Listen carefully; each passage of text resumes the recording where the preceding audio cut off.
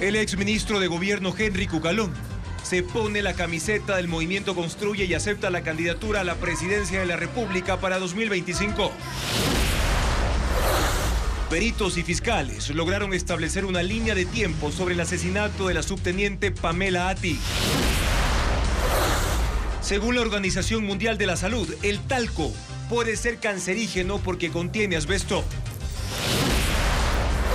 En la Fiscalía hay 878 denuncias por el hackeo de cuentas de WhatsApp para estafar, pidiendo transferencias bancarias. En la última entrega del especial sobre la migración, Televistazo llega a Nueva York para comprobar que luego de sufrir para pasar la frontera, el sueño americano se desvanece. La Asamblea se allanó al veto presidencial de la Ley de Seguridad Aérea, que permite derribar aeronaves por actividades ilícitas. Un robot del tamaño de una pastilla controlado remotamente permite a los médicos explorar el sistema digestivo observando las imágenes en vivo. Televistazo recorre el complejo volcánico Mojanda Fuyafuya, que se extiende a lo largo de 1.836 hectáreas y que alberga pajonales, miles de animales y fuentes hídricas enormes. La Federación Ecuatoriana de Fútbol busca un reemplazo a Félix Sánchez Vaz, que conozca al jugador ecuatoriano y el medio sudamericano.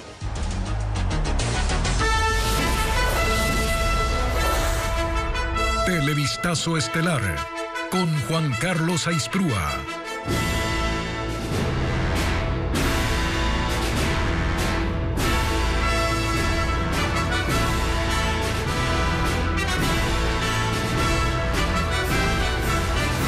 Buenas noches, amigos. Bienvenidos a Televistazo Estelar. Este viernes comenzamos informando que Henry Cucalón es oficialmente el precandidato a la presidencia de Ecuador del movimiento Construye. En un acto celebrado esta tarde en Guayaquil fue presentado a la militancia que le mostró su respaldo. Luisa María Heredia cubrió la convención. Llegó rodeado no de otros políticos, sino por la militancia del movimiento Construye en Guayaquil. El exministro de Gobierno de Guillermo Lasso y exasambleísta socialcristiano Henry Cucalón era el invitado especial de un evento de adhesión que tuvo la organización política la tarde de este viernes en el centro de convenciones de la ciudad. Rommel Salazar, exsecretario de Riesgos del gobierno de Lenín Moreno y quien actualmente lidera el movimiento en Guayas, lo presentó ante la gente. Entre los mejores, el mejor. Y ese hombre está el día de hoy acá. Y le voy a pedir que le den un fuerte aplauso a nuestro compañero Henry Cucalón. En su discurso, Cucalón confirmó la razón de su presencia. Me conocen, saben de mi vocación. Desde el fondo de mi alma, apelo a vuestro corazón para poder ser su presidente y el primer servidor de la República.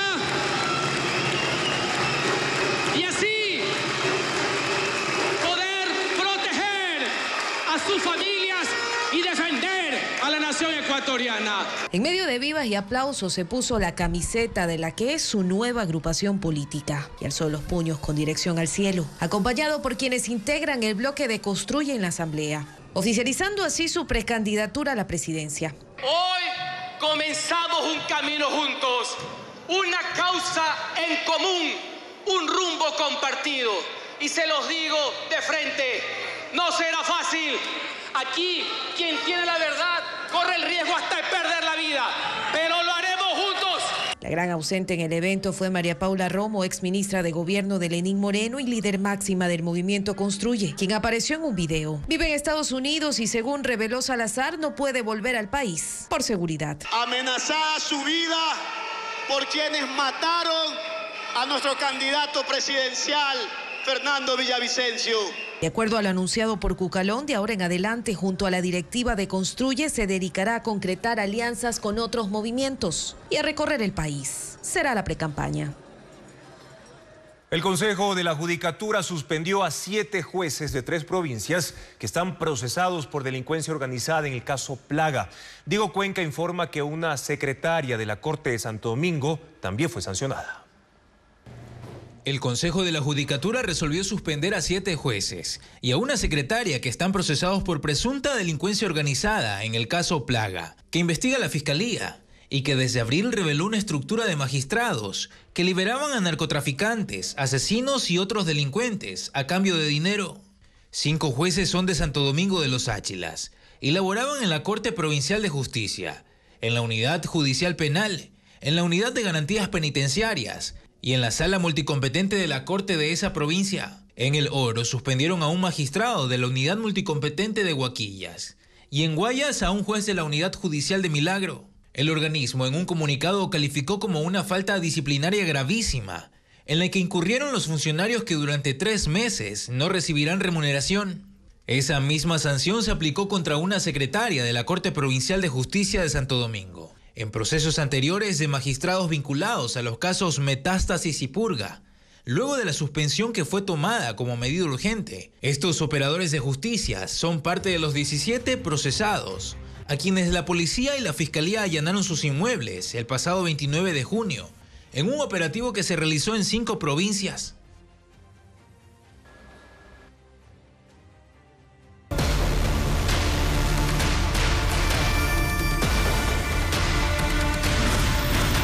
Cuarteles, otra mujer asesinada.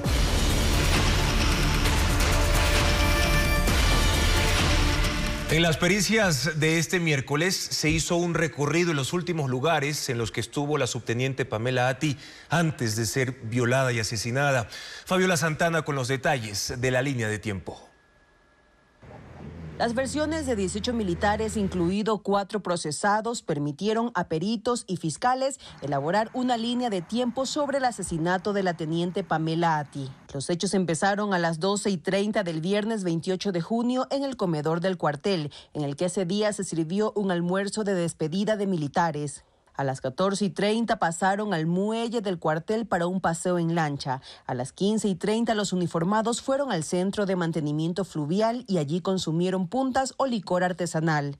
A las 17:30 la subteniente Atti fue retirada por los 4 oficiales procesados que aseguran haberla dejado en la habitación. A las 6:40 del sábado 29 de junio una compañera fue hasta la habitación y encontró muerta a la subteniente. A las 9:30, agentes de DINASED llegaron al cuartel.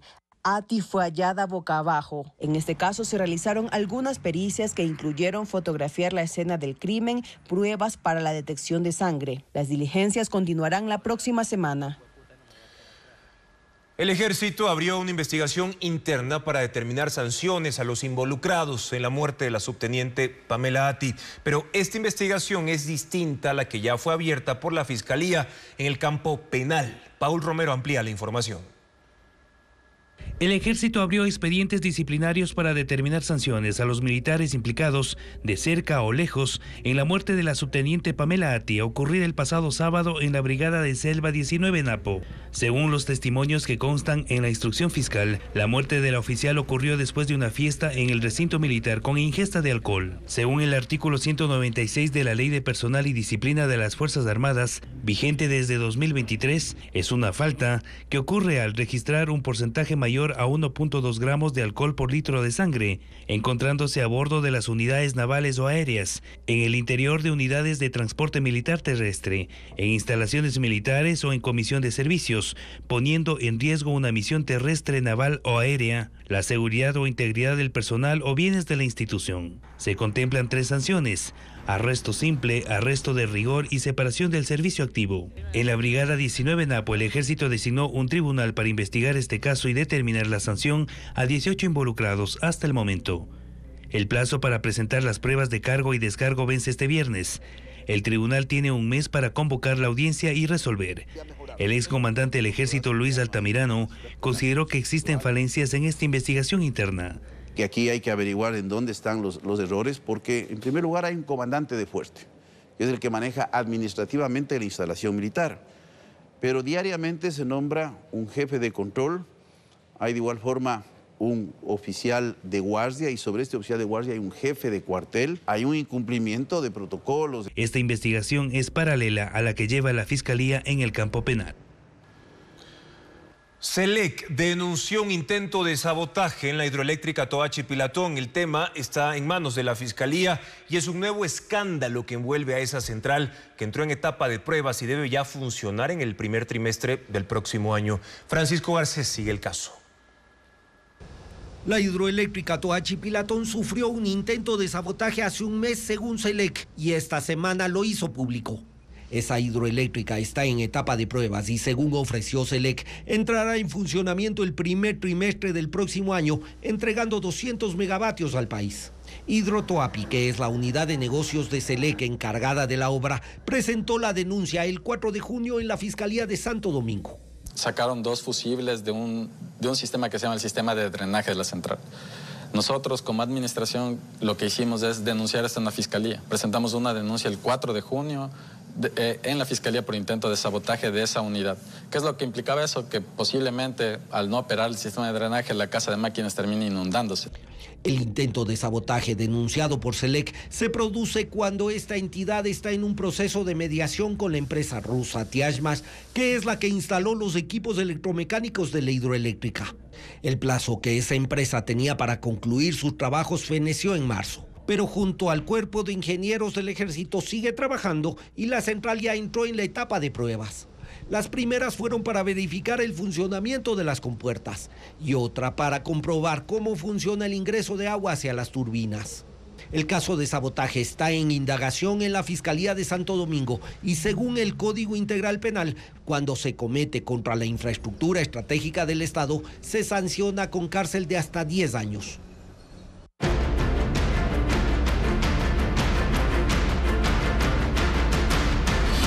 Burocracia, los privilegios dorados. Otro de los temas laborales cuestionados por el Ministerio del Trabajo es el contrato colectivo que tiene CNT con beneficios exuberantes para empleados y sindicalistas que laboran en la Telefónica del Estado. Diego Cuenca explica las presuntas irregularidades. 5.656 empleados de un total de 6.926 que tiene la Corporación Nacional de Telecomunicaciones CNT gozan de exuberantes beneficios que se fijaron en un contrato con el Comité de Empresa Nacional de Trabajadores, suscrito el 10 de noviembre del año pasado y con 2 años de vigencia. Garantiza al trabajador estabilidad laboral por 4 años y en caso de ser despedido recibirá 48 remuneraciones. Por ejemplo, si CNT separa de su cargo a un colaborador cuyo sueldo es de 1.510 mensuales, al ser despedido tendrá que cancelarle $72.480. Además, prohíbe los despidos de los dirigentes sindicales. Si CNT igual decide separarlos, en un plazo máximo de 30 días, debe pagarles 12 remuneraciones adicionales. Y en caso de no cumplir el plazo, deberá pagar 12 meses más. Los empleados también pueden acceder a las licencias sin sueldo de hasta 2 años para que laboren en otras instituciones públicas. Y si un trabajador decide ser candidato a una dignidad de elección popular, no necesita renunciar. CNT debe darle permiso el tiempo necesario para que haga su campaña y si es electo, la empresa pública debe esperar a que el funcionario culmine su mandato para que retorne a sus labores en la Telefónica. CNT está obligado a dar servicio médico, dental y seguro de vida para trabajadores y jubilados. Debe contratar una póliza de vida colectiva con cobertura por muerte natural, accidental, incapacidad total y gastos exequiales, dentro y fuera del país, procurando obtener la más alta indemnización. Si un empleado está preso por un delito culposo, la CNT garantizará su reincorporación, siempre y cuando ocurra hasta 6 meses, de los cuales solo 3 serán remunerados. La empresa está obligada a cubrir el servicio de guardería infantil para los hijos de los empleados que tengan hasta 5 años de edad. Para eso debe pagar el 20% de un salario básico. Es decir, cada niño recibirá $92. Quienes sean directivos o alternos de las organizaciones sindicales pueden acceder a permisos remunerados de hasta 10 días al mes, aunque no son acumulables. Para el Ministerio de Trabajo, estas cláusulas no tienen validez, a pesar de que un tribunal judicial falló a favor de los empleados. Y precisamente la Corte Constitucional podría dejar sin los beneficios del contrato colectivo a cerca de 3.000 funcionarios de CNT. El organismo analiza un fallo judicial de hace 2 años que incluyó a ese grupo de trabajadores en el contrato por considerar que sus derechos eran vulnerados al no recibir los mismos beneficios que el resto de empleados. Un fallo de la Corte Constitucional podría sacar del contrato colectivo a más de 3.000 funcionarios de la Corporación Nacional de Telecomunicaciones incorporados hace 2 años. El 4 de marzo de 2022, el sindicato de la Estatal Telefónica presentó una acción de protección contra CNT por considerar que su derecho al trabajo, la igualdad y la no discriminación eran vulnerados al no estar incluidos en el contrato colectivo, que solo tiene a los obreros bajo el Código de Trabajo. 2 semanas después, el juez Luis Tuquerres, de la Unidad Judicial Multicompetente de Rocafuerte, en Manabí, le otorgó la acción de protección al sindicato. Incluso dispuso el pago retroactivo de los beneficios que otorga el contrato colectivo desde 2009. CNT apeló, pero la sentencia fue ratificada el 29 de junio del mismo año por la Sala Especializada de la Familia de la Corte Provincial de Justicia de Manabí. Esa decisión llamó la atención de la Corte Constitucional. En marzo de 2023, el organismo seleccionó este caso para analizarlo, considerando que cumple con el parámetro de gravedad, pues los jueces aceptaron la acción de protección y ordenaron una medida que, al parecer, no tenía como fin reparar la vulneración de un derecho constitucional, sino declarar el derecho a la contratación colectiva, lo que podría constituir una desnaturalización de la acción de protección. La ministra del Trabajo, Ivonne Núñez, compareció el pasado 3 de julio ante la Corte. CNT, por su parte, le pidió al organismo que declare error inexcusable a los jueces que intervinieron. Si la Corte Constitucional acepta el pedido,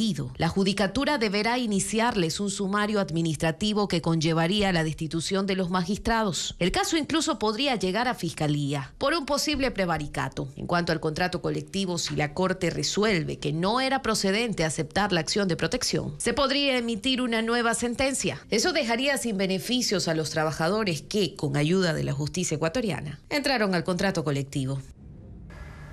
El presidente de Estados Unidos, Joe Biden, pone fin a las especulaciones sobre su futuro en la carrera presidencial luego de las críticas que recibió por su mal desempeño en el debate contra Donald Trump. Admite que no le fue bien, pero esta tarde en un evento de campaña en el estado de Wisconsin dijo que seguirá corriendo y que ganará otra vez. El debate del 27 de junio fue descrito como un desastre para el presidente Joe Biden, que ya arrastraba críticas por sus confusiones en actos públicos, lentitud de movimientos y miradas perdidas que planteaban interrogantes sobre su salud a los 81 años. De inmediato surgieron más opiniones e incluso presiones en el Partido Demócrata para que se retire y permita la selección de un nuevo candidato. Han pasado 8 días en los que Biden no dejó de hacer campaña, mostrándose incluso más enérgico. Anoche estuvo en el balcón de la Casa Blanca durante la celebración del 4 de julio y hoy tuvo un evento en Madison, Wisconsin, donde finalmente ha dicho qué va a hacer. No puedo decir que fue mi mejor presentación, señala, pero desde entonces ha habido muchas especulaciones. ¿Qué va a hacer Joe? ¿Se mantendrá? ¿Se va a retirar? Bueno, aquí está mi respuesta. Estoy en la carrera y voy a ganar otra vez. Lanzó críticas contra su oponente Donald Trump, con quien se verá en un nuevo debate el 10 de septiembre, una vez que tanto él como su oponente hayan sido confirmados en las convenciones nacionales de los partidos. Además, esta noche Joe Biden participa en una entrevista con la cadena de noticias ABC, que se considera que será clave para su campaña por la reelección. El huracán Beryl se degradó a la categoría de tormenta tropical luego de tocar tierra en la península de Yucatán, en México. Durante esta mañana, zonas turísticas como Cancún, Tulum y Playa del Carmen recibieron el impacto de vientos y lluvias de alta intensidad, afectando a unos 2 millones de residentes. Beryl pasó antes por Islas del Caribe, dejando una estela de muerte y destrucción, 10 fallecidos y varios desaparecidos. Ahora la tormenta se dirige por el Golfo de México rumbo al sur de Texas, donde llegará el domingo por la noche o el lunes de mañana. La Organización Mundial de la Salud considera al talco un producto probablemente cancerígeno. La población que estaría más expuesta a tener tumores por su uso son las mujeres. Valeria Navarro con más detalles de esta advertencia. El talco es un producto probablemente cancerígeno según la Agencia Internacional de Investigaciones sobre Cáncer de la Organización Mundial de la Salud. En su pirámide de riesgos ocupa el segundo lugar. La evidencia científica es limitada, pero los 30 expertos que hicieron la investigación identificaron que está contaminado con el mineral asbesto, considerado un peligroso cancerígeno. Aún se desconoce el grado de posibilidad de desarrollar tumores ante una exposición determinada, pero se sabe que la población está expuesta durante la extracción del talco, su procesamiento y uso de cosméticos como maquillajes o desodorantes. La investigación empezó por un aumento en la incidencia de cáncer de ovario por el uso de talco en zonas íntimas. Los bebés y mujeres son las poblaciones expuestas a este riesgo. Los médicos recomiendan no usar en zonas genitales. La compañía Johnson & Johnson recibió desde 1999 70.000 demandas por la supuesta presencia de componentes cancerígenos en uno de sus productos. Desde 2022 suspendió la venta de talco para bebé y ofreció en mayo de este año pagar $6.500 millones a los afectados para resolver las demandas. Las apostillas y legalizaciones de documentos que realiza la Cancillería ecuatoriana ahora serán trámites virtuales. El nuevo portal incluso ya está habilitado. Adriana Bermeo presenta este y otros servicios para la ciudadanía. La Cancillería presentó el portal de apostilla y legalización electrónica serviciosdigitales.cancillería.gov.es. Se pueden apostillar documentos de instituciones públicas con firma electrónica como certificados del registro civil y títulos universitarios registrados en la CENESID.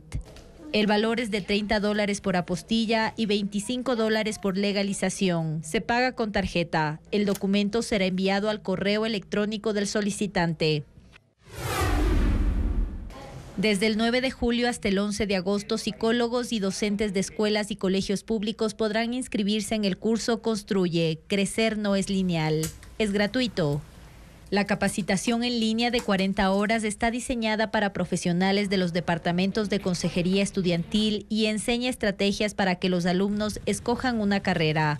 Para inscribirse, ingrese a mecapacito.educacion.gov.es. La certificación de este curso es válida para la recategorización docente.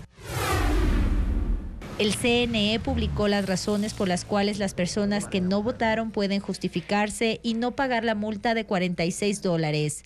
Enfermedad con el respaldo de un certificado de salud, calamidad doméstica ocurrida hasta 8 días antes de las elecciones como la muerte de un familiar o si en la fecha de los comicios estuvo fuera del país. Las personas con voto facultativo o que tienen un impedimento legal como una sentencia condenatoria ejecutoriada no requieren de justificación. La falta de representatividad de la dirigencia con las bases, la nula democracia interna e incluso la incapacidad de acoger nuevas propuestas merman el apoyo a las centrales sindicales según los expertos. La última convocatoria tuvo cerca de 2.000 personas en Quito, por eso Diego Puente nos presenta a continuación un análisis.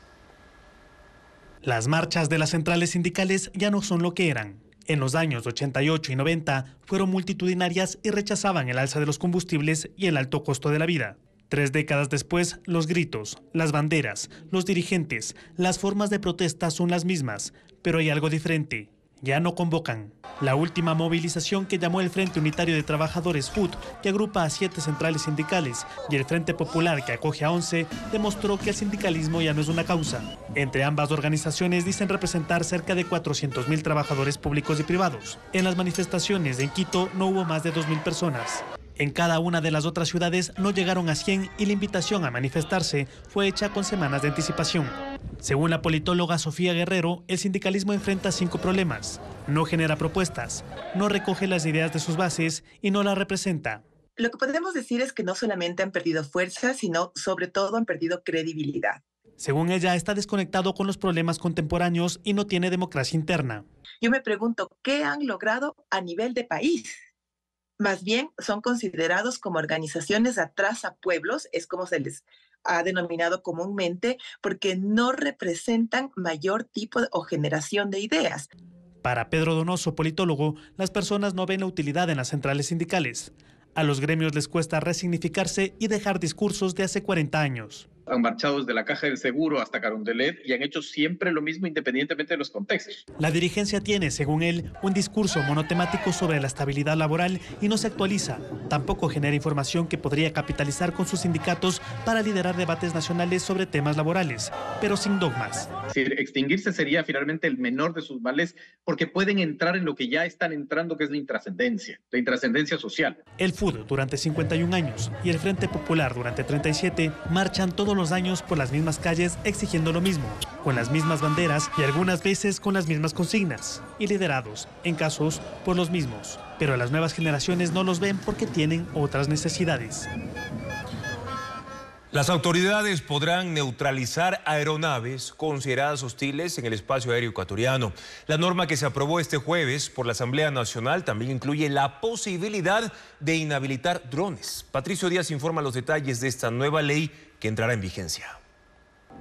La Fuerza Aérea Ecuatoriana tendrá facultad de derribar aeronaves. Esto se incluye en la Ley de Control de Espacio Aéreo que entrará en vigencia en los próximos días, luego de que la Asamblea se ratificó en 5 artículos y se allanó a 18 vetados por el presidente de la República. Esto con el voto en contra del correísmo. Las condiciones para neutralizar una aeronave serán si sus acciones ponen en riesgo de daño corporal a su tripulación y a la integridad de la aeronave interceptora, o cuando atente contra la vida. Las otras ramas de las Fuerzas Armadas y la policía también podrán hacer uso legítimo, progresivo y excepcional de la fuerza para neutralizar las aeronaves. La norma incluye el derribo de drones. En zonas de seguridad, por ejemplo, los centros penitenciarios. La ley exige un trabajo conjunto de las entidades del Estado, incluidos los gobiernos autónomos descentralizados, para la identificación y destrucción de pistas clandestinas. La ley no especifica lo que son actividades ilícitas en el espacio aéreo y qué aeronaves pueden ser sospechosas. Su descripción es general y deja a las Fuerzas Armadas la tarea de determinar, por ejemplo, las fases que deberán seguir para interceptar aeronaves. La República Islámica de Irán elige presidente. El nuevo mandatario se define en segunda vuelta entre el candidato reformista Masoud Pezeshkian, que fue el más votado en primera vuelta la semana pasada, y el ultraconservador Said Khalili, cercano al líder supremo Ali Khamenei, y al fallecido presidente Ibrahim Raisi, quien murió en un accidente de helicóptero. Los centros de votación estuvieron abiertos hasta la medianoche, hora de Irán, en vista de la baja participación de electores. De inmediato se inició el conteo de votos y los primeros resultados se anunciarán el sábado por la mañana. Reino Unido tiene nuevo primer ministro, Keir Starmer. El Partido Laborista se reunió con el rey Carlos III y recibió la instrucción de formar un nuevo gobierno. Ocurre tras el arrollador triunfo de su partido en las elecciones de ayer, que pusieron fin a 14 años de administración de los conservadores, que ha sufrido la peor derrota electoral. Fue una victoria aplastante en las urnas. El Partido Laborista obtuvo este jueves 412 de los 650 escaños del Parlamento británico. Un triunfo que cambia el panorama político de Reino Unido. Los resultados convierten al líder laborista, Keir Starmer, en el nuevo primer ministro. Los conservadores obtuvieron apenas 121 curules, una derrota que llevó al ex premier Rishi Sunak a anunciar su dimisión luego de 1 año y 9 meses en el cargo. Cuando ahora no se vislumbra un claro liderazgo en el partido, que ha perdido importante representación en el Parlamento, incluida, por ejemplo, la ex primera ministra Liz Truss, que también se quedó sin curul. Tras ganar las elecciones, Starmer mantuvo una audiencia con el rey Carlos III en el Palacio de Buckingham, donde recibió el nombramiento oficial.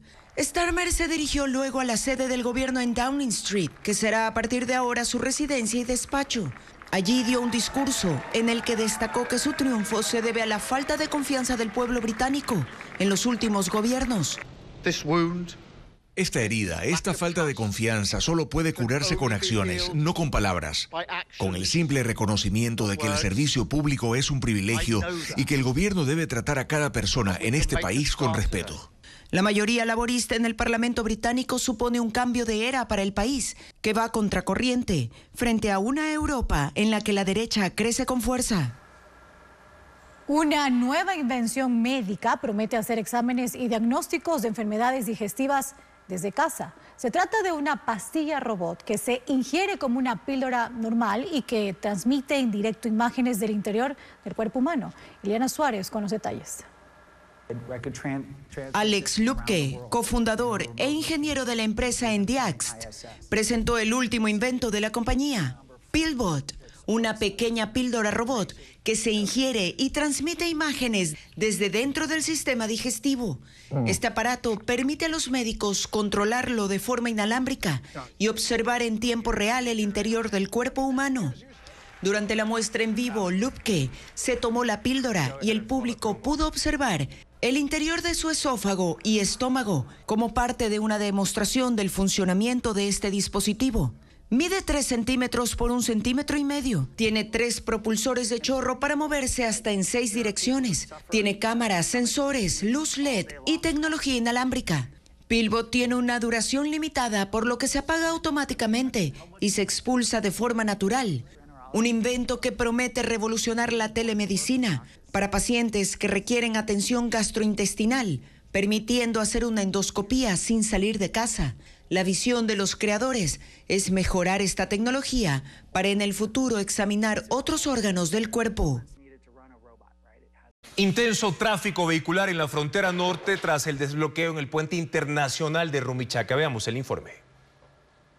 Después de 3 días de bloqueo, el puente internacional de Rumichaca ha recuperado su actividad.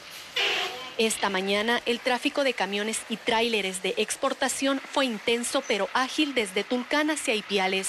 Sin embargo, al otro lado, una hilera de vehículos de carga pesada se extendía por 4 kilómetros en territorio colombiano debido a que los conductores represados empezaron a hacer hoy los trámites para ingresar a Ecuador. El cierre de 76 horas por parte de gremios de transportistas de Colombia generó millonarios perjuicios económicos. Según el Ministerio de Producción, son $6.600.000 en pérdidas solo en exportaciones para Ecuador, mientras que para Colombia ascienden a $13.600.000. Más la pérdida que tuvimos en temas locales, más la pérdida de competitividad.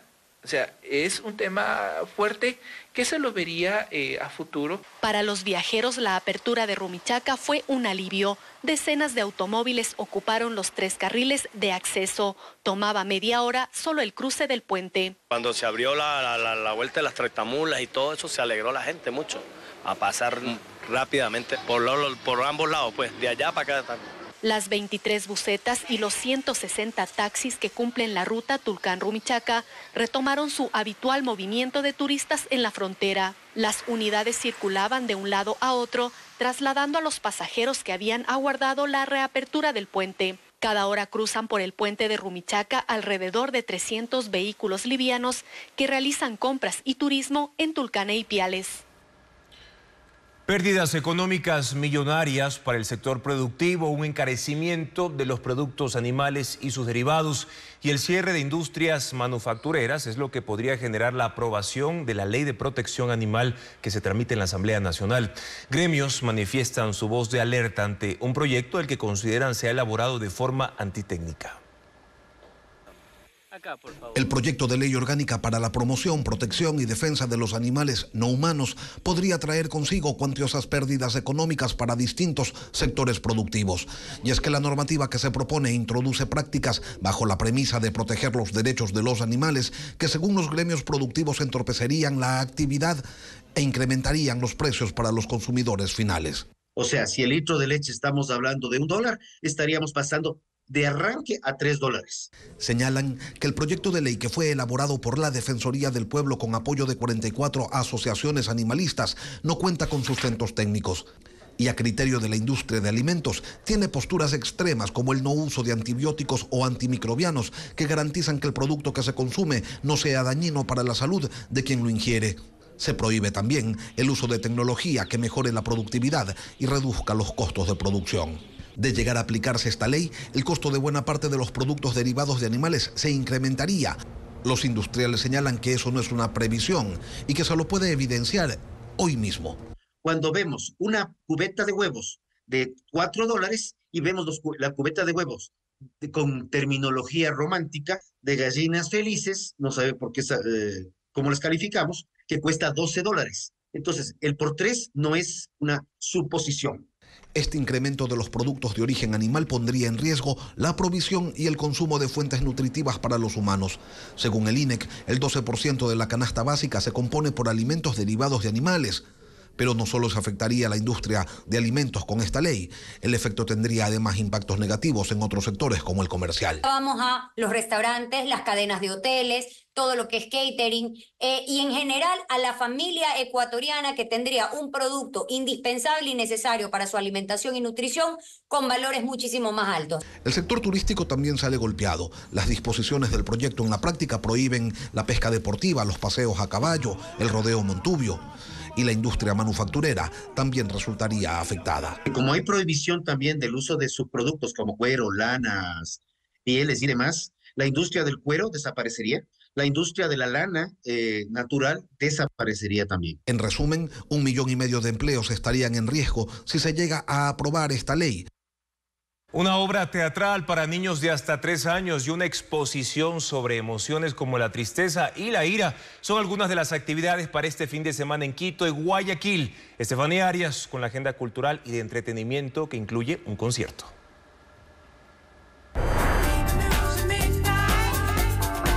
Los mejores éxitos de las bandas más famosas de los años 60 serán interpretados en el concierto Música Disco Bajo las Velas. El show será en la Casa de la Música en Quito el sábado 6 a las 20 horas. La puesta en escena, Dulces Sueños, que despierta la curiosidad de los niños con experiencias sensoriales, se presentará este domingo 7 en el Teatro Sánchez Aguilar en San Borondón, a las 11 de la mañana y 4 de la tarde. Daniel Kellman es un escritor alemán de novela histórica. En La medición del mundo, cuenta con humor e ironía la aventura en la que se lanza en el siglo XVII 2 jóvenes de su país, Alexander von Humboldt, que estuvo en Ecuador, y Carl Friedrich Gauss, conocido como el príncipe de las matemáticas. El autor sigue sus viajes hasta su vejez, cuando se encuentra en Berlín para evocar sus aventuras. Cristina Rivera Garza, la autora, ganó el premio Pulitzer 2024 en la categoría Memorias. Ella cuenta a su hermana de 20 años y su tragedia. Su novio la asesinó porque ella quiso viajar al Reino Unido a estudiar, pero sin él. En El invencible verano de Liliana, la escritora mexicana recrea el femicidio con las pertenencias de su hermana que encontró en cajas. Emociones como la tristeza, la ira y el deseo son las protagonistas de la exposición Melancolía, una mixtura digital que explora personajes femeninos que encarnan estos sentimientos. Su autora es Bárbara Vallejo y la muestra estará hasta el 25 de septiembre en el Centro Cultural Benjamín Carrión Bellavista en Quito, de lunes a sábado de 9 de la mañana a 5 de la tarde. La entrada es gratuita. La ciudad más bulliciosa del mundo, Nueva York, es invadida por alienígenas que al mínimo sonido lo destruyen todo. Un lugar en silencio, día 1, interpretado por la ganadora del Oscar, Lupita Nyong'o, está ya en las carteleras de los cines del país. El Ministerio de Economía pidió a la ciudadanía no caer en estafas tras denunciar el hackeo de la cuenta de WhatsApp del ministro Juan Carlos Vega. Mafias acceden a la información de los celulares de las personas que dan clic en enlaces. Diego Puente informa en qué consiste este delito. Mucho cuidado con los mensajes que llegan al celular o computador, sobre todo de conocidos y amigos. Un delito informático está de moda: hackear los dispositivos para realizar ciberestafas. Todo empieza cuando se da clic a un enlace que parece enviado por un contacto cercano, pero en realidad es un número hackeado. Una vez que ingresa, el dispositivo pide un código. Es el permiso que da WhatsApp para acceder a otro dispositivo. Si lo ignora, no pasa nada. De lo contrario, se pierde el control de la cuenta. El fin de los delincuentes es pedir dinero a los contactos. Lo hacen con historias dramáticas que llevan a las víctimas a transferir dinero sin importar el monto. sea por enfermedad, sea por alguna emergencia, sea que están inclusive manifiestan detenidos y necesitan dinero para pagar un abogado de manera urgente. La Fiscalía tiene 876 denuncias por ese delito en los 4 meses de este año. Según la policía, las investigaciones se demoran porque no pueden rastrear a los propietarios de las cuentas bancarias donde llega el dinero. Tenemos el principal, que son datos antiguos de estas personas, sean de tercera edad. También el otro factor tenemos que son personas extranjeras. El Ministerio de Finanzas emitió una alerta porque su titular, Juan Carlos Vega, fue objeto de 2 ataques cibernéticos. Hoy reportó un hackeo y el envío de mensajes suplantando su identidad. Las personas que pierden el control de sus números no pueden hacer nada con las autoridades locales. Deben reportar a la empresa Meta en Estados Unidos para que desactive sus números, pero esto lleva tiempo. En un mega operativo, policías allanaron 300 viviendas en el noroeste de Guayaquil y fueron detenidos 4 miembros de una banda acusados de disparar a 2 policías en Nueva Prosperina. 3 de ellos son menores de edad, según el jefe del distrito, Roberto Santamaría. La policía señala que los hombres llegaron en 2 motos a atacar a los uniformados y usaron 2 pistolas y un fusil. Se encontraron 82 balas en el lugar. El cabo primero, Germán Morales, de 41 años, murió y otro agente quedó herido. La Europol abrió una oficina en Ecuador para fortalecer la cooperación. Los países europeos intercambiarán información para enfrentar al crimen organizado. Paul Romero amplía este tema. La Agencia Europea de Policía Europol ya funciona en Ecuador con oficina propia. Está en Quito y fue inaugurada por el embajador de la Unión Europea, Charles Michel Hertz, y la ministra del Interior, Mónica Palencia. El acuerdo ministerial para la creación de la oficina de la Europol fue firmado en marzo de este año con el objetivo de fortalecer la cooperación con los 27 países miembros de la Unión Europea para la lucha contra el terrorismo, crimen organizado y narcotráfico. En 2023, Europa se convirtió en el principal destino de la droga que salió desde Ecuador, especialmente a Bélgica, Alemania, Italia, España y Reino Unido, según la Policía Antinarcóticos. Esta información alertó a las autoridades europeas que acordaron con el gobierno fortalecer el intercambio de información para enfrentar a las organizaciones criminales. La oficina de la Europol estará dirigida por un oficial de la policía que tendrá al mando un equipo de investigadores para el intercambio de inteligencia. La Europol también designará a un oficial de enlace y un equipo de especialistas. Este año la Policía de Ecuador y la Europol ejecutaron operativos coordinados para decomisar droga en los puertos de entrada y salida de la mercancía ilegal. La Unión Europea donó equipos al Ecuador para mejorar el control y vigilancia de los contenedores que son contaminados con droga por los grupos de narcotráfico. Parte de esa asistencia permitió este jueves la incautación de 6 toneladas de droga en el puerto de Guayaquil.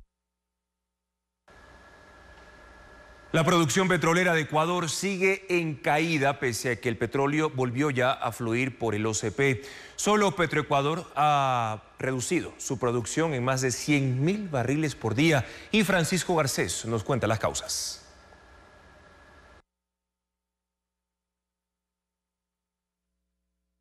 Transportó 31.000 barriles de petróleo desde el oriente. 15 días de ese ducto estuvo parado y la producción petrolera cayó radicalmente. Hasta el 16 de junio, el Ecuador produjo 485.533 barriles de petróleo, pero aún con el reinicio del transporte por el OCP, este martes la cifra bajó a 374.651 barriles, es decir, 111.000 barriles menos por día. En el informe diario, la Agencia de Regulación de Energía detalla múltiples causas que generan la reducción. La principal sigue siendo que algunos pozos permanecen apagados hasta que se normalice la capacidad de transporte del OCP. También hay pozos parados por trabajos de reacondicionamiento y cambio de equipos y otros que se mantienen fuera de producción por robo de cables.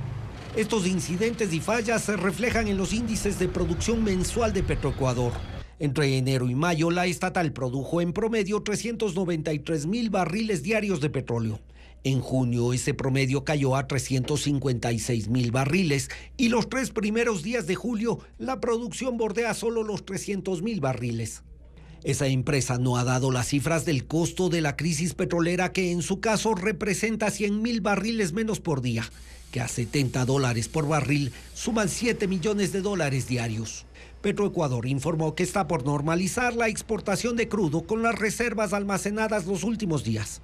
En el último concurso de ofertas, la estatal adjudicó a Petrochina un cargamento de 2,1 millones de barriles de crudo Oriente y otro a Unipec por 270,000 barriles de crudo Napo. Los dos suman casi 200 millones de dólares y son los últimos embarques que ha hecho el país en el año. El lunes de la próxima semana, el Pleno de la Asamblea Nacional decidirá si archiva el juicio político a Wilman Terán o continúa el proceso frente a los 137 legisladores. Patricio Díaz informa cuáles son las posiciones previo a ese debate. El juicio a Wilman Terán no va al archivo, al menos esa es la posición de la mayoría de bancadas legislativas. El lunes, de manera virtual, el Pleno de la Asamblea decidirá si el juicio continúa o se archiva, como lo recomendó la Comisión de Fiscalización con el voto del correísmo. En esa sesión se adelantaron posturas. ADN, el bloque de gobierno, no respaldó la decisión, así como el representante social cristiano y Adriana García, legisladora independiente de la mesa. En el oficialismo se ratifican. La bancada está clara y lo que necesitamos es que el Pleno se pronuncie al final. Esta va a ser la oportunidad para saber quiénes están con una tendencia y quienes buscan la impunidad. En el Partido Social Cristiano, que ha coincidido con el correísmo en otras votaciones, esta vez anuncian que no. Creemos que existen los elementos suficientes para que los 3 exintegrantes de la judicatura sean enjuiciados y censurados. En esto coincide Construye, la bancada que propuso el juicio contra Terán. Con ellos hay más de los 70 votos necesarios para que el juicio prosiga. El mismo destino se espera para la ex vocal Maribel Barreno, sobre cuyo juicio la comisión también propuso el archivo. A pesar de esto, el correísmo mantiene su cuestionamiento a esos procesos. Hemos hecho el seguimiento del proceso de fiscalización y hemos determinado deficiencias en la actuación del interpelante. El lunes se dará igualmente el juicio político contra el otro vocal, Javier Muñoz. La mayoría de bloques va por su censura. Ecuaterra explora el complejo volcánico Mujanda Fuya Fuya, que se extiende por 2 provincias de la sierra. Ese santuario geológico de 1.836 hectáreas alberga miles de pajonales que cubren las laderas de ese espacio. Cristian Tinajero nos tiene las imágenes. Estados Unidos celebró su aniversario número 248 de independencia este jueves 4 de julio. Y como es tradición, varias ciudades festejaron con espectáculos de fuegos artificiales. Ileana Suárez con las imágenes. Los shows de pirotecnia por el 4 de julio son una tradición que inició en el siglo XVIII y que se ha expandido en casi todos los rincones de Estados Unidos. En Nueva York, los residentes disfrutaron de un espectáculo de fuegos artificiales de 25 minutos que se extendió por más de 1,5 kilómetros desde barcazas instaladas en el río Hudson. En el estado de Illinois, los fuegos artificiales se lanzaron en varios suburbios de Chicago. Otras ciudades como Houston, Miami y Los Ángeles se sumaron a las celebraciones. La fiesta número 248 de Independencia es un feriado estadounidense en el que las familias y amigos organizan parrilladas y esperan a la noche para el espectáculo de luces. En la capital del país, Washington, el cielo sobre el National Mall se iluminó con uno de los espectáculos de fuegos artificiales más famosos del mundo y que fue transmitido por televisión. Y para la madrugada de este sábado, el INAMI pronostica nubosidad y lluvias en el sur del país, también en la Sierra Centro. Mientras que en la zona costera, el cielo estará nublado y con lluvias esporádicas. Por esa razón, la radiación ultravioleta en la mayoría del país será de moderada a alta este sábado. Gracias por su confianza y sintonía de siempre, amigos. Televistazo regresa mañana a las 7 de la noche en su emisión de fin de semana. Pero las noticias también continúan en ecuavisa.com. Información siempre verificada y actualizada este fin de semana con el sello de Televistazo. Gracias por habernos acompañado, amigos. Buenas noches.